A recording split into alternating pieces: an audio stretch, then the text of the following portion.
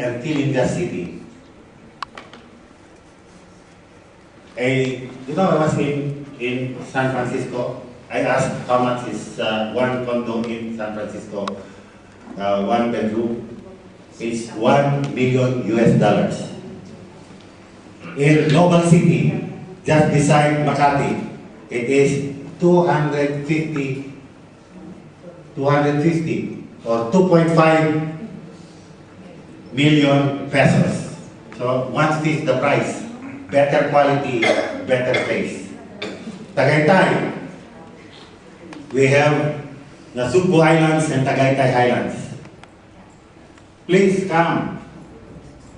Visit my office. I will bring you to Tagaytay. I have a week at home in Tagaytay. You can stay with me.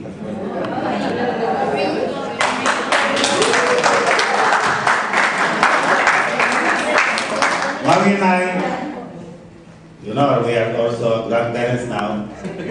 So we ask our grandchildren to visit us there in Tagaytay so that they can breathe the fresh air and eat sweet fruit. It's now being developed by former Congressman Quintana as the Mediterranean of the Philippines. Look at this. Come and enjoy this place. That is in Cebu. Cebu del Sur. This is in Bohol, Ube, Paraiso Village. Bye. We have to go back to the main map. And Davao, of course, Samar Island. So, these are our retirement haven. Can they compare with the retirement haven in Brisbane?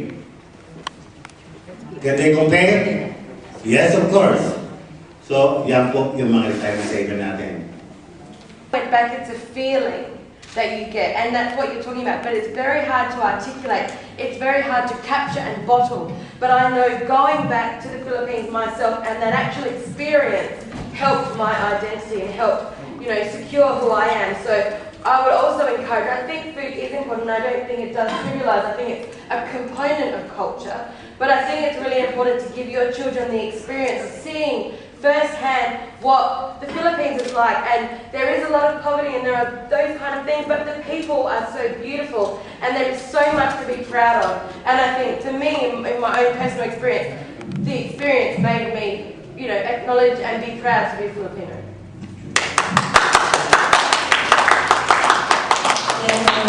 And Dr. Milnes, I think I'm very glad that the Global had this session. I'm very, very happy. I think the issue is, I just wrote down so I don't forget, is the recognition of the Filipino-Australian identity, and then maintaining this Filipino-Australian identity and supporting this identity.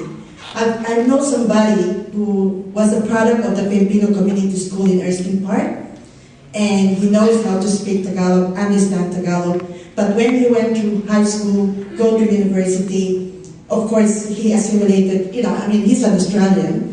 He's already a Filipino-Australian.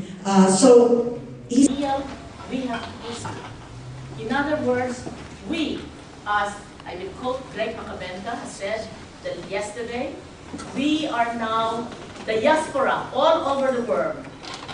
And there is an impossible dream for us to achieve, which is uniting and being one Filipinos all over the world with power within our own country, adopted country, and in the Philippines. So let me talk about this nation of global Filipinos. The idea of redefining our Filipino nation in global terms is a natural consequence because there are 85 million of us, and 10% of us are outside the Philippines. So that means we are working and living overseas in more than 200 countries, so that more than 1.3 million Filipino households, your own family, your cousins, your friends, but at least 1.3 million Filipino households, that equates to 6.5 million Filipinos living in the Philippines. They depend on remittances from abroad. So the economic umbilical cord connecting the Philippines with the economies of the world is further stretched by the rapid expansion of business in the field of outsourcing and tourism. May I just know if there's any one of you involved at all with outsourcing in the Philippines or tourism in the Philippines? That's good. That means to say we are all overseas Filipinos. And this kind of outsourcing is tourism. It is considered working overseas without going overseas. So a certain portion of us are in the Philippines doing outsourcing, doing tourism, and now another industry is retiring. That type of business can be considered working overseas without going overseas. So if those of you who have not listened to General Aglipay, what he wanted to achieve with retiring in the Philippines, that industry, so that there will be reverse migration.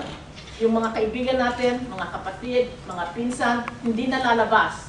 They will remain there because retirement needs nurses, doctors, caregivers, labandera, driver, cook, so ang dami-daming extra jobs that will be created by the retirement industry. So let me go back. The active large-scale and broad-based engagement of Filipinos abroad began in the 1970s. Bakit ito nangyari sa United States? They changed the immigration law